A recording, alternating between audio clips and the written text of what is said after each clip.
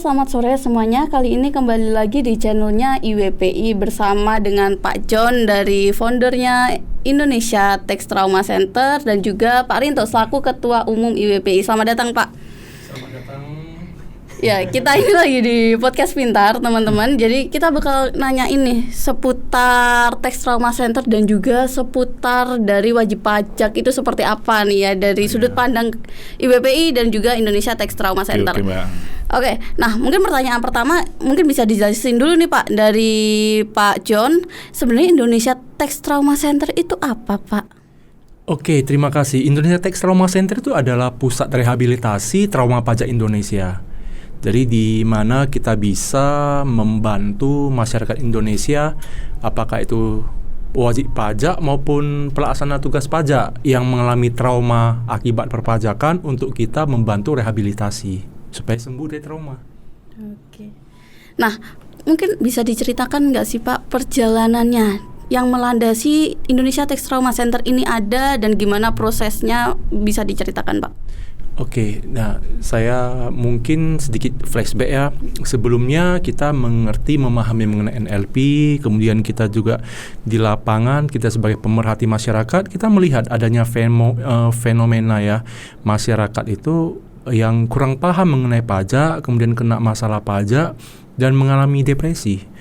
Orang yang udah sepuh, usia udah 70-an tahun, menjadi tidak bisa makan dengan tenang, nggak bisa tidur dengan tenang, menderita kondisi kesehatan psikis dari menurun, susah tidur, dan itu mempengaruhi hingga ke berat badan, hingga mulai sakit. Dan ini hal-hal yang sebenarnya itu tidak perlu muncul di Indonesia. Kita juga menemukan ada fenomena ibu rumah tangga yang stres sampai harus menyembunyikan simpanan beliau itu ke tempat-tempat yang tidak semestinya gitu, dengan ketakutan nanti jika saya didatangin oleh tim petugas itu saya takutnya nanti rumah saya digeledah dan sebagainya. Ada juga yang menyampaikan ke kita itu bahwa dia itu tidak berani tidak berani memenuhi panggilan dari kantor pajak karena takut nanti ditangkap, nggak bisa lagi dilepasin, sedangkan dia harus menjaga orang tuanya. Nah, hal-hal seperti ini yang melandasi kita, menjadi kita berpikir, oh rupanya ada trauma dan itu di bidang akibat dari pelaksanaan perpajakan yang kurang ideal.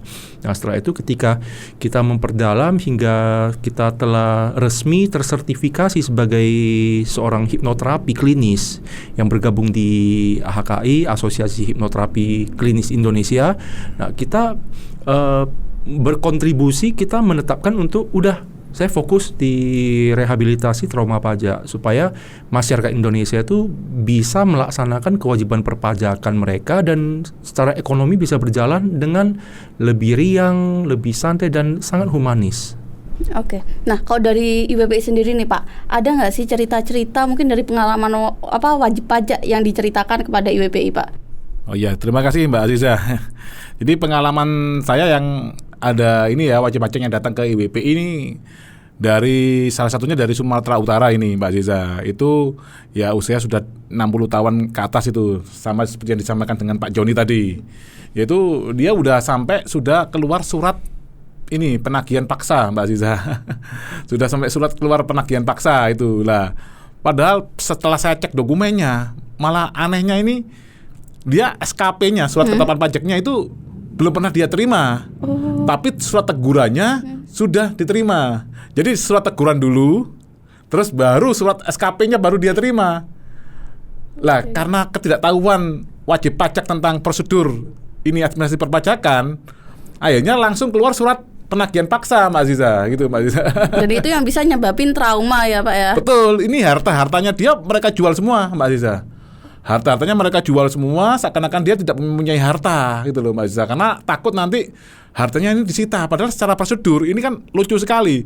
Surat ketetapan pajaknya belum diterima, tapi surat tegurannya sudah langsung keluar.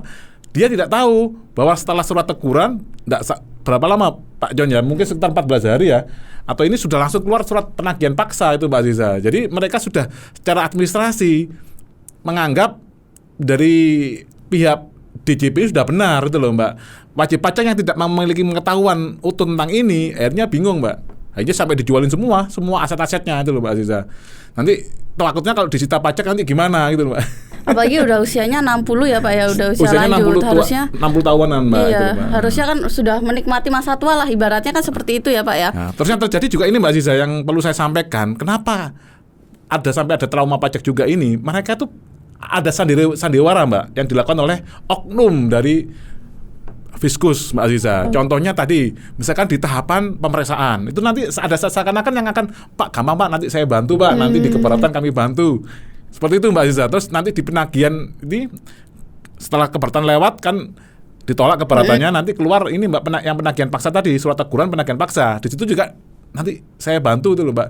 Jadi si wajib pajak ini juga bingung Mbak, ini masih ada loh dari Fiskus ini yang mau membantu saya. Tapi secara hukum itu Mbak, kalau kita cek aturannya, waktunya udah lewat semua Mbak. Jadi upaya hukum udah ada Mbak, sudah itu loh Mbak. Jadi salah satunya jalannya cuma upaya negosiasi. Lah negosiasi tadi tergantung si Fiskusnya ini mau nggak menerima ini dalam tanda kutip keberatan yang sudah di luar jalur tadi. Seperti itu Mbak Aziza. Oke. Nah itu kan kalau cerita dari WP nih Pak. Nah kalau misalkan ada nggak sih Pak sisi lainnya mungkin trauma yang dirasakan oleh para pemeriksa pajak? Mungkin dari Pak Joni bisa menanggapi dulu. Saya tidak melihat dari sisi hanya pemeriksa pajak ya, tapi kita mengambil sebuah pola pikir logika. Bagaimana pelaksana tugas itu mendapatkan target dari atasan yang apakah itu dijelaskan detail, bagaimana caranya, dari mana angkanya itu belum tentu gitu. Nah kemudian kita lihat target pajak itu meningkat semakin tinggi dan apakah itu kemampuan membayar dari wajib pajak yang telah ada itu juga kita juga belum tahu. Nah ketika wajib pajak mendatangi kantor pajak itu menyampaikan keluhan. Seyogianya sebagai seorang manusia yang memiliki nurani, memiliki kepercayaan, keimanan, yang terus menerima keluhan-keluhan seperti ini, itu akan mengalami gangguan psikis, gangguan secara mental. Ketika pulang rumah dia akan terpikir, yang datang misalnya tuh kebetulan ya mirip dengan ibunda dia, misalnya yang baru almarhum, misalnya dia mirip dengan ibunda, waduh ini kok seperti ibuku gitu, kasihan banget. Yang datang tuh orang tua. Dan kemudian di filosofi keluarga dari teman-teman pelaksana tugas ini mungkin diajari untuk harus mencintai orang tua, menghargai orang tua, mengayomi orang tua. Dan ini yang datang orang tua yang memang mereka tahu bahwa ini orang tua ini tidak pernah diedukasi soal pajak, tapi karena mengalami yang namanya pemaksaan via istilah self-assessment, itu orang tua yang buta huruf juga wajib menguasai ilmu pajak. Nah ini adalah satu kondisi yang sebagai pelaksana tugas, contohnya di bidang sebagai seorang AR, apakah mereka itu bisa bekerja dengan senang hati melihat fakta yang ada di depan mata mereka? Itu belum tentu. Semakin mereka menutup pintu nurani mereka, maka yang namanya itu gejolak emosional, tabrakan nurani itu muncul. Karena kita itu manusia yang memang diciptakan sebagai makhluk yang bersih, positif. Dan kita semua memiliki agama. Ketika kita beribadah, nggak pernah kita berdoa itu, ya semoga saya diberikan mangsa lebih banyak lagi. Itu nggak pernah gitu. Jadi setiap doa itu selalu yang baik saja.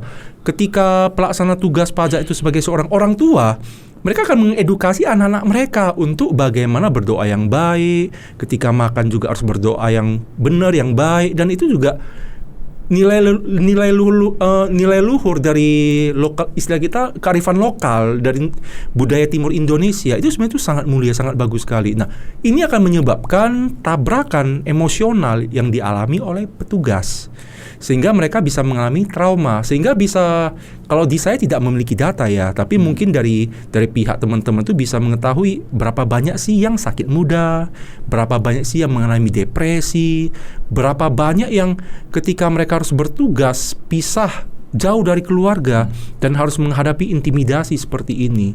Ada yang meninggal juga Pak John ya? Iya, dan kita dari juga Fiskus mendapatkan beberapa kabar, contohnya ada pemeriksa yang wafat dengan tahun lahir 1991, 1994, yang apakah mereka ditugaskan dengan kondisi yang sakit? Saya rasa tidak. Ini adalah sesuatu yang mestinya itu harus dilihat kembali gitu. Nah, jadi ini pengalaman pribadi Pak John. Iya. Ini salah satu pemeriksa pajak ini yang saya memeriksa perusahaan saya itu meninggal, Pak John. Di usia sekitar tahunnya antara 80 sampai 90 lah Pak John. Nah, Inilah fakta. Artinya di usia 30-an tahun itu mestinya kesehatan masih sangat prima. Kenapa bisa? Nah, Padahal uangnya banyak ya, kerja di DJP kan? ya kalau Tunjangannya kan banyak sekali. seharusnya uang itu adalah barometer dari mungkin kebahagiaan, tetapi tidak di dalam masalah trauma, Pak. Siap. Ya, masalah trauma, Bu, itu adalah bagaimana kekayaan itu bukan diukur lagi dari uang, tetapi dari interaksi sesama manusia. Kita adalah makhluk sosial. Kita itu nggak akan bisa merasa kita senang, nyaman, berada di kondisi yang buruk jika kita memang bukan seburuk kondisi tersebut. Nah, ini yang jadi satu fenomena sehingga kita merasa wah, trauma pajak ini memang dibutuhkan selain oleh wajib pajak juga oleh teman-teman yang pelaksana tugas AR menghadapi masyarakat. Oke, kemudian pemeriksa. Bagaimana mereka memeriksa dan melihat bahwa secara transaksi ini benar loh, tapi hanya karena kurang pencatatan yang disebabkan oleh karena kurangnya edukasi, karena bukan tamatan dari akuntansi. Contoh, Ibu tamatan mana? Saya perikanan, Pak. Perikanan. Nah, ketika tamatan perikanan, ada nggak diajarin ilmu pajak selain jualan di pajak? Pajak itu kalau di Sumatera itu artinya pasar gitu. Nggak ada. Bahkan di pasar pun saya juga nggak mendapati. Nggak ada itu. Jadi itu, Pak, ketika harus menggunakan prinsip self-assessment, setiap ibu melaporkan SPD tahunan, ibu udah terindikasi sebagai suspek pelaku tindak pidana perpajakan. Serius, Bu.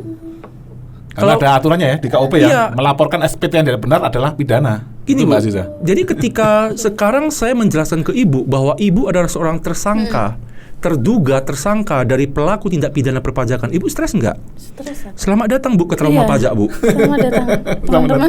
Iya, jadi ya seperti ini loh. Jadi trauma pajak ini ada satu gerakan sosial juga, bukan hanya klinik untuk rehabilitasi, tapi juga gerakan sosial mengajak teman-teman di luar sana banyak terapis untuk hipnoterapi klinis itu banyak. Silakan untuk mensupport masyarakat yang mengalami trauma di bidang perpajakan. Pelaksana tugas juga sama. Mungkin mereka tidak bisa curhat ke keluarga, mereka nggak bisa curhat ke ini. Ada yang menjadi saksi mata kegiatan yang tidak ideal. Contohnya menjadi saksi mata dari tindak pidana gratifikasi. Jadi yang disebutkan Pak Rinto tadi itu adalah tindak pidana gratifikasi, Bu. Itu lebih bahaya lagi. Sebagai seorang ASN yang takluk tunduk di bawah undang-undang AP, itu menerima atau mengkondisikan penerimaan yang di luar haknya mereka, itu pidana. Nah, jadi ketika atasan melakukan itu atau atasan memaksakan bawahan untuk menerima, itu langsung menjadi sebuah dilema.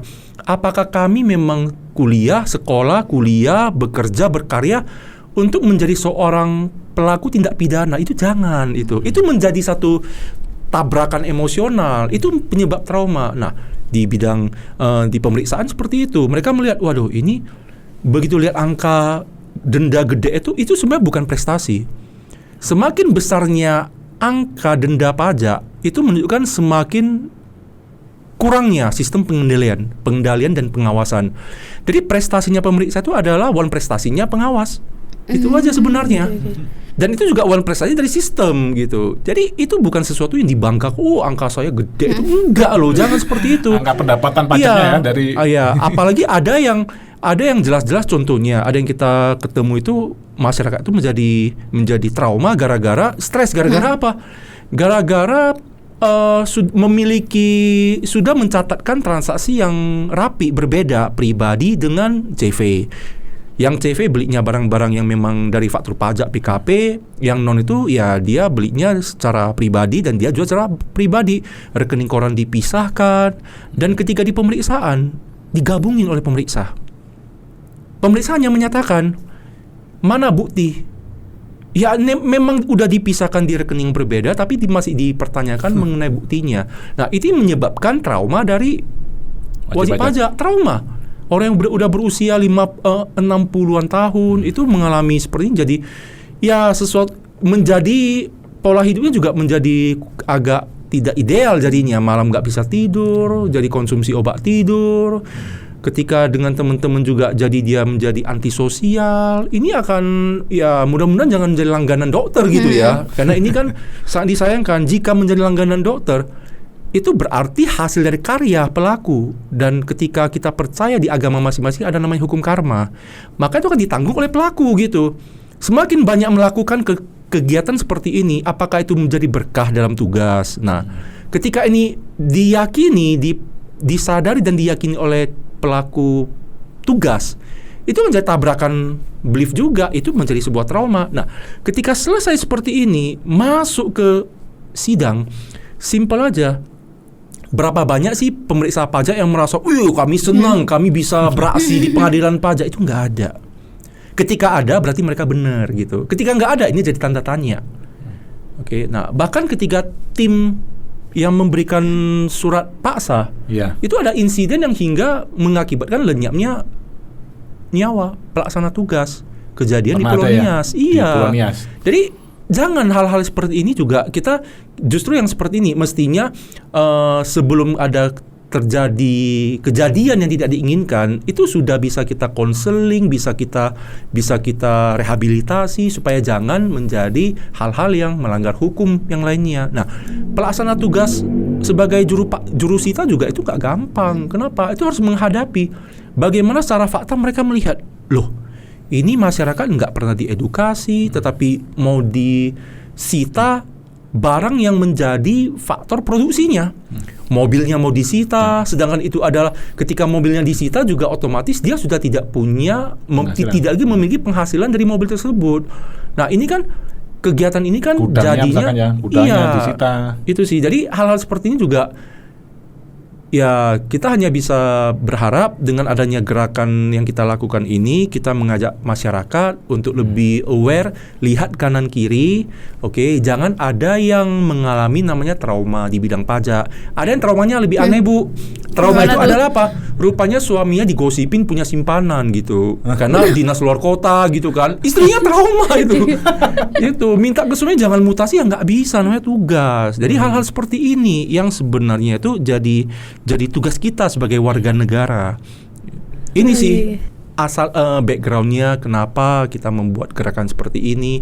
Toh kita memiliki kesempatan menjadi seorang hipnoterapi yang bisa membantu, bahkan yang sudah mau pingin bunuh diri pun bisa kita bantu supaya bisa kembali lagi kualitas hidupnya.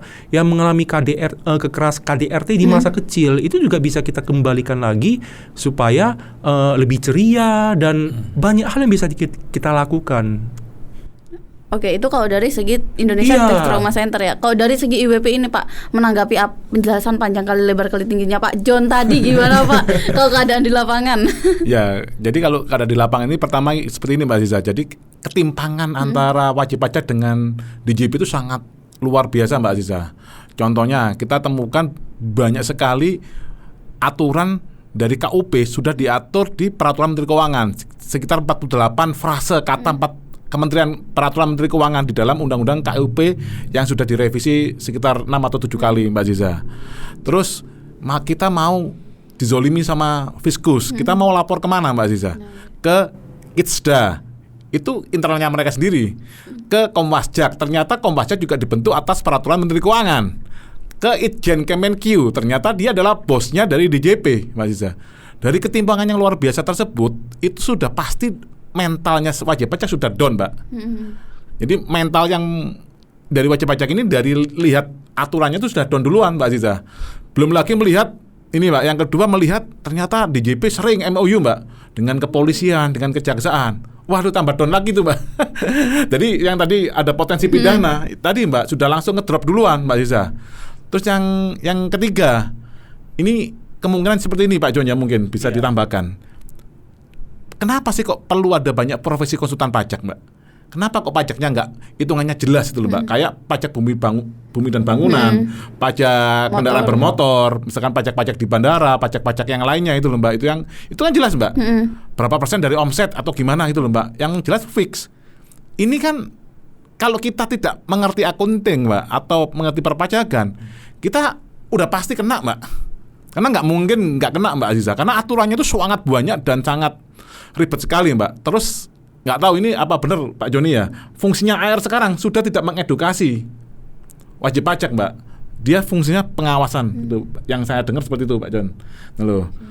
Nah itu 3 faktor inilah, Mbak, yang menyebabkan wajib pajak ini sudah potensi traumanya sangat tinggi itu, Mbak Aziza. Yang terakhir kan hitungan yang tidak jelas tadi, Mbak. Itu kan pajak ada banyak Mbak, ada PPN, ada PPH, pasal sekian, pasal sekian, pasal sekian. Itu ada pasal berapa itu yang hitungannya itu bisa nggak jelas itu Mbak Aziza. Itulah menyebabkan sering terjadinya fraud dalam perhitungan pajak itu loh Mbak, dispute antara versi dari Fiskus dan versi dari wajib pajak Mbak Aziza. Oke. Mungkin dari Pak John menanggapi yang tadi 3 tadi itu seperti apa itu? Oke, jadi ini ada perbedaan mungkin warna ya, izin ya untuk berbeda ya. Siap. Bahwa ketika pola pikir realistis seperti ini apakah akan membawa kita kemana-mana itu kemungkinan besar tidak gitu. Dan kita udah melihat bahwa secara fakta ya Indonesia memegang kondisi yang pernah nggak target pajak itu turun. Jika tidak pernah, maka jangan kaget jika target pajak 3 tahun ke depan itu di angka 3.000 triliun. Oke, jika 3.000 triliun, apakah itu akan dijalankan mekanisme intensifikasi atau ekstensifikasi? Jika ekstensifikasi, akan dicari lagi wajib pajak yang baru. Siapakah wajib pajak baru?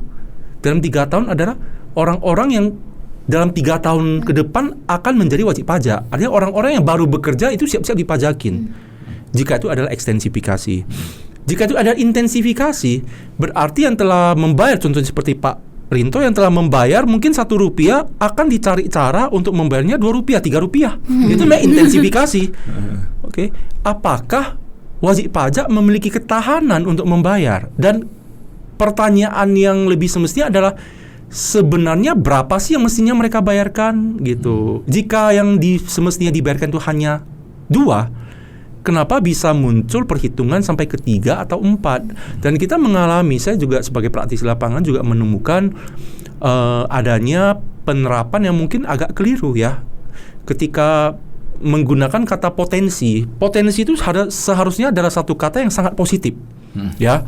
Oh, potensi penghasilan tahunan, potensi panen, potensi, semua potensi yang harusnya itu positif. Jangan potensi badai. Itu bukan potensi badai, tapi bahaya badai, resiko badai, resiko kebakaran, bukan potensi kebakaran. Isinya. Ini kalau potensi penerimaan pajak ini. Kalau itu masih oke Pak, potensi penerimaan pajak. Tapi yang kita khawatirkan adalah penerapan teman-teman di lapangan adalah ngomong dengan wajib pajak adalah potensi pajak yang terhutang.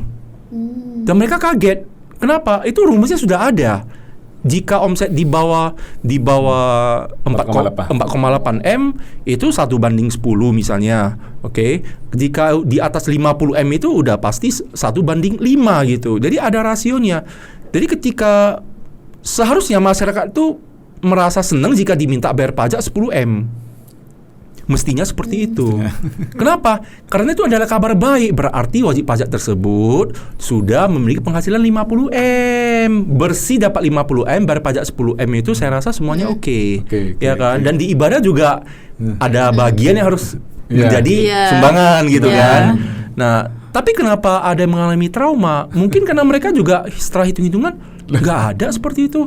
Yang repotnya adalah ketika data dirapiin, angka potensi yang misalnya 100 mereka sampaikan, itu hanya tinggal 5-10. Sebenarnya ini adalah potensi atau tanda kutip telah menjadi sebuah fitnah terstruktur. Ini bahaya, hati-hati. Kenapa?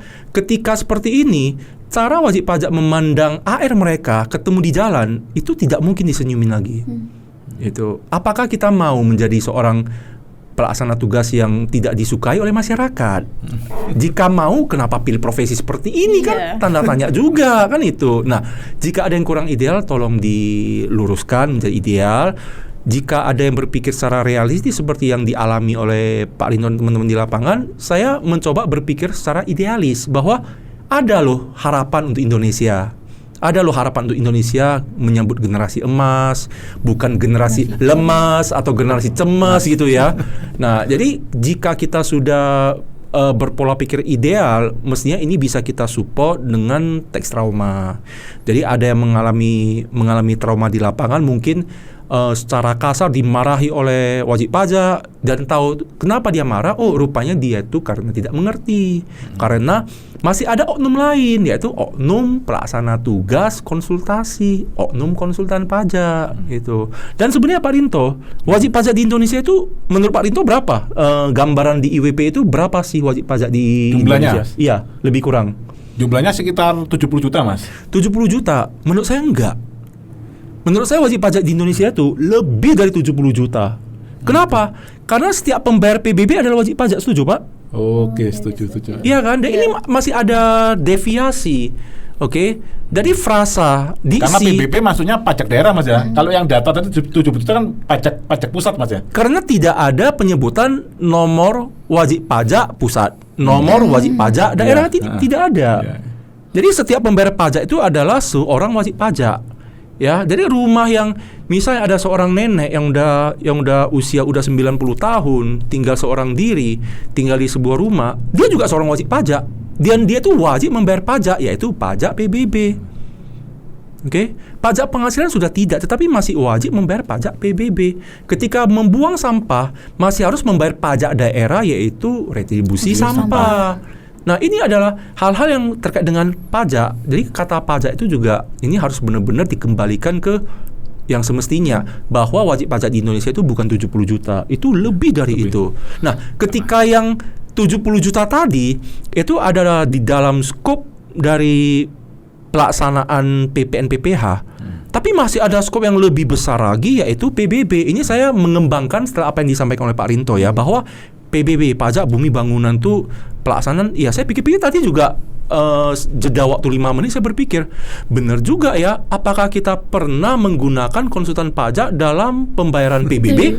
Tidak pernah. Jadi semestinya Indonesia udah ideal. Sudah sanggup, ideal, telah dibuktikan, prestasi telah ada di dalam penerapan pajak PBB, pajak kendaraan bermotor. Jadi ini adalah satu kabar baik loh, Pak Linto. Sehingga yang lain tuh hanya perlu ketemu formula yang bagus. Sehingga ini juga kita mengajak. Kebetulan saya memiliki kemampuan atau keahlian di bidang hipnoterapi. Saya membentuk sebuah rehabilitasi trauma pajak. Jika ada teman-teman yang memiliki kemampuan yang lain, atau komunitas atau kelompok, silakan berkolaborasi. Itu negara ini kan milik bersama, bukan milik saya, bukan milik beliau, apalagi milik atasan dari seseorang gitu kan. Yang dia jawab, Pak, bentar saya tanya atasan. Nah, berarti atasan dia lebih tinggi dari peraturan gitu. Betul. Nah, ini yang mungkin itu juga pengalaman wajib pajak juga itu, Pak Joni. Iya, jadi sedikit tanya atasan dulu. Iya, padahal pelaksanaan tugas ini semua kan melalui undang-undang, yang itu adalah bentuk dari pelaksanaan kenegaraan ya. Kesepakatan antara jadi ini adalah DPR dengan pemerintah. Ya, ini adalah ya mungkin pandangan dari saya sebagai warga negara yang memiliki kesempatan berkontribusi dengan sikap berpola pikir idealis, bahwa ada harapan. Jika nggak ada harapan, maka saya senang dengan konten yang kemarin itu dibuat oleh Partai X. Apakah ini adalah musibah, bencana? Saya berpikir, apakah ini bencana namanya pajak? Enggak, buktinya PBB itu nggak menjadi bencana siapapun. Apakah pernah ada yang sampai dipenjara gara-gara PBB? Jika tidak, apakah ada yang pernah dipenjara gara-gara tidak membayar pajak kendaraan bermotor? Ya, ini kan satu, artinya malah sering pemutihan itu, Mas. Iya. Oke, pemutihan. Artinya gini, Mas. Ini benar satu kata pemutihan ini. Tadi kita ada ngomong soal angka yang gede 2000 triliun. Coba IWPI boleh nggak didoxing, dibongkar isi dari APBN itu, ada nggak yang direncanakan didanai dengan denda pajak? Jika tidak ada, maka setiap penerimaan denda pajak itu adalah sesuatu penerimaan yang tidak diharapkan gitu. Sementara denda pajak ini yang saya tahu, Mas ya, itu kan 2% kali 24 bulan maksimal, Mas. Jadi sekitar 48% Mas denda pajak. Enggak, Pak. Itu mungkin yang dulu. Yang dulu. Iya. Jadi ini juga tahu. Kan kasus saya seperti itu, Mas. Sekarang masih sengketa itu seperti itu. Kita bayarnya denda pajaknya langsung 48%, Mas. Iya. Karena kita dipresanya sudah lewat dari 2 tahun. Jadi otomatis denda pajaknya maksimal kan 24 bulan, Mas. Ya, kita juga berharap sesi hari ini didengarkan oleh sambil menyambut pimpinan baru kita, Presiden baru yang terpilih Pak Prabowo, dan juga jajaran timnya semua, untuk mengetahui bahwa ya di balik yang terjadi semua ini juga harapan itu masih besar ya. Pelaksanaan perpajakan di Indonesia untuk PBB, untuk pajak kendaraan bermotor itu sudah sangat ideal, hanya perlu duplikasi ke sektor-sektor lainnya gitu. PPN dan PPH Mas ya. Ya, buat menjadi jauh lebih sederhana. Kalau dibuat menjadi kompleks, rumit, itu akan merumitkan semuanya gitu. Mungkin dari saya seperti itu ya.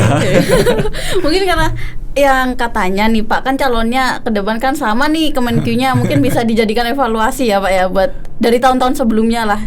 Jadi karena Kemenkyu-nya kan sama kayak tahun-tahun sebelumnya, jadi semoga saja sistem perpajakannya jauh lebih pola baik. pikir idealis, kebetulan saya juga seorang akademis ya.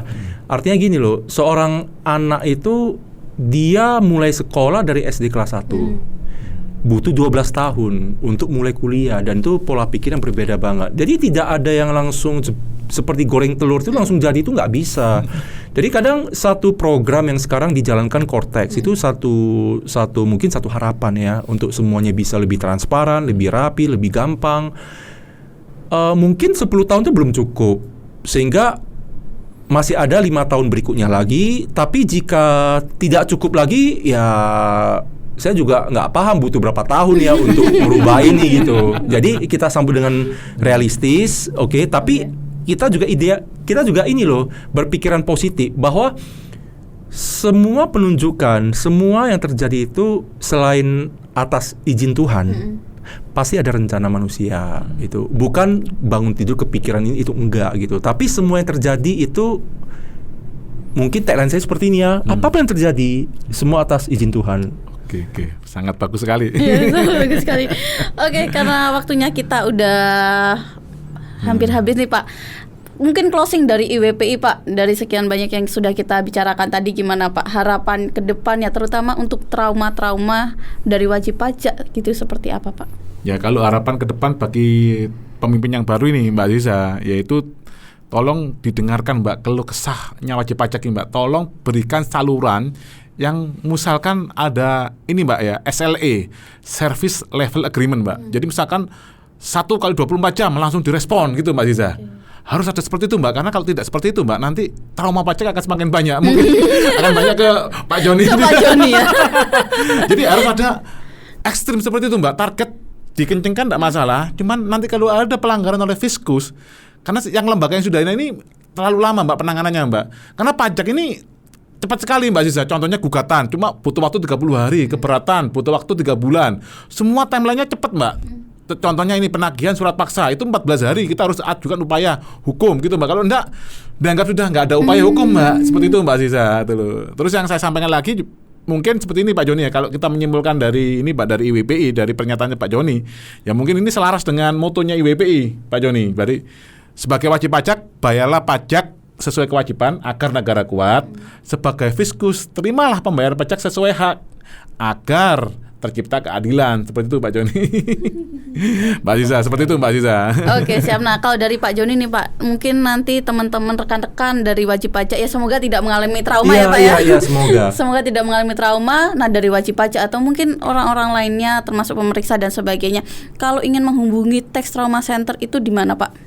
Kita bisa menghubungi melalui website ya, itu ada traumapajak.com. Itu langsung traumapajak.com, di sana bisa. Nah, dari sana itu nanti bisa buat appointment.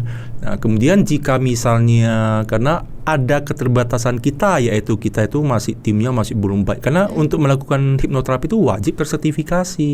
Ya, tidak bisa asal gitu, karena juga kita memiliki kode etik yang sangat ketat ya. Jadi jika pelanggaran kode etik itu akan dikeluarkan dari asosiasi gitu. Jadi mungkin saya selain menghubungi ke kami di Trauma Pajak, bisa juga itu konseling ke psikolog atau konseling ke hipnoterapi, praktis hipnoterapi yang ada di sekitar.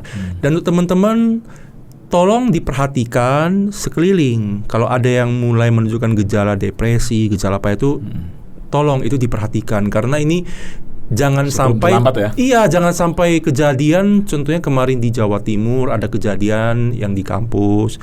Kita nggak ngomong spesifiknya ya. Di Jakarta juga ada kejadian juga. Itu adalah bentuk depresi yang istilah seperti pot ini udah pecah, nggak ada solusi lagi. Jangan, karena setiap insan manusia itu berharga. Itu mungkin dari saya adalah, ayo ini gerakan sosial bersama. Ini bukan panggung hanya untuk trauma pajak, itu enggak. Itu semua praktisi silahkan terlibat di dalam program gerakan sosial ini. Mungkin dari saya seperti itu, Bu. Oke, terima kasih Pak John dan Pak Rinto atas kehadirannya di Sama-sama. sore hari ini. Oke, jadi untuk teman-teman penonton sekalian, jangan lupa like, komen, dan juga subscribe. Kami dari IWPI pamit.